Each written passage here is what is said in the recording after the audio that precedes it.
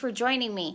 Today I'm going to just go over how to set a table. So a couple super simple things. This is a home table, obviously, at my house, but I just wanted to share with you a few simple ideas, and you can take this to any wedding venue that you are working at. These are all the same tips, all the same structures on how you set your table, whether it's at home having a meal with your family and friends, or if you are setting a table at a wedding venue. So super simple. We're just going to go over this together, okay? So I'm going to try to turn the camera around and I'll be right with you. So many times I just want to keep in mind, I want you to keep in mind that some of these professional grade washing machines have very, very hard water. So a lot of times your silverware is going to have spots, okay? That's just normal. Take a cloth, rub it down. It's completely clean. That water is so hot. It's going to sanitize anything, but sometimes you will find it doesn't get off lipstick or there's water spots. So feel free to just have a cloth with you just to polish those up, okay? So one thing that you're going to keep in mind, every table setting that I have here is a little bit different. So we always have our dinner plate. Sometimes you're going to find the napkin hanging down. It just depends on the bride and what their vision is or the event planner. So usually I ask them, show me what you want one time or tell me exactly what you want. I just need an example or a picture, or you just verbally tell me what you want and I will recreate all 300 place settings. Don't worry about it. I just need to know one time. But if they're having a salad, and if it's served, many times they'll bring out the plate. But again, this is my home, so I have the salad plate here. One thing, you always want to just kind of use your thumb. Everybody's thumb is a little bit different, but my thumb is about 1.5 inches, right? So I've got a short thumb, so I'm just going to use my thumb, and all of this silverware is going to be at the same level. See how they're straight the same, but you've got your dinner fork, your salad fork. Here in America, we eat our salads first, right? So these are all going to be the same. This is a soup spoon, a dinner spoon. Here, this is a dessert spoon. We have our water goblet, our wine glass. So sometimes they'll have a placemat. Not always, but sometimes. Or maybe they'll have they're going to have a chafing dish down here. So it doesn't matter what they have. It just matters that you do it aesthetically and that you do everything exactly the same. They want it to be exactly the same. So that's the key here. Again, we're going to, since this is a square or a triangle, a rectangle, excuse me, we're going to, obviously it's a round table. We don't want it to fall off.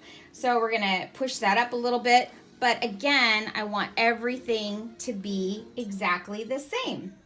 Okay, and I'm going to need to borrow, I think I borrowed this knife. Knives, this is the sharp edge. Whether it's a butter knife or a steak knife, knives always point towards the plate. Okay, so if you can see that here, or point towards the plate. All right. Also, if you have a steak knife, okay, steak knife is first. Butter knife is second. Then we're going to have our dinner spoon and our soup spoon, okay, because soup is usually before you eat your entree. So you're working your way out. So here's our fork for our salad fork, and then our dinner fork. So soup spoon and dinner spoon. And basically you're gonna use these. Someone from Party on the Rocks is gonna come and pick up the plates or the soups, the salad plate or maybe the soup bowl, right? So these are eventually gonna go away. Then you have your entrees for your entrees. So you've got your dinner fork and your spoon and your knives. So that you just start from the outside and you work your way in, okay? So keep that in mind.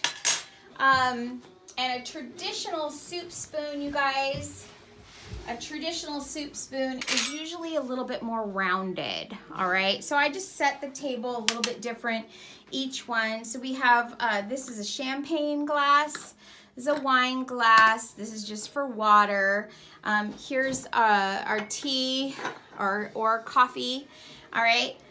Now what is this? This little guy is maybe if you're having escargot. So that's what that would be for. But this would be a dessert spoon. So if you're having dessert. So usually a dessert spoon is at the top because that's the very last thing that you use. You can always add a few decorations, candles. Hold that thought. Can put a lovely bouquet of flowers. Or you can have your lovely roast, whatever, okay? So if you're eating at home, dining at home, mix it up, candles and flowers. Sometimes I put like a birdhouse, or depending on what time of year it is, I may add something a little bit different for my centerpiece. But that's it, you guys, super easy, rewatch it.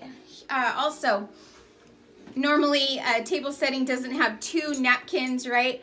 But sometimes they want the napkin on the side. Most of the time they don't have napkin rings, right? So they may want you to fold it a certain way. That's a different YouTube video. But if you're at home, you may have it on your plate. You may have it underneath your plate. It's also okay to mix and match different napkins, or to mix and match with different napkin rings. So I've got these little starfish, but they're both gold. So it would be cute if I used maybe 2 different kinds or styles, right? So don't be afraid to dress up your table and enjoy a meal with your friends and family. Light some candles, dim the lights, have a good time, all right? But when you're working for Party on the Rocks, it's consistency. It's moving fast and being consistent, okay? And if you ever have questions, ask someone. All right, signing off.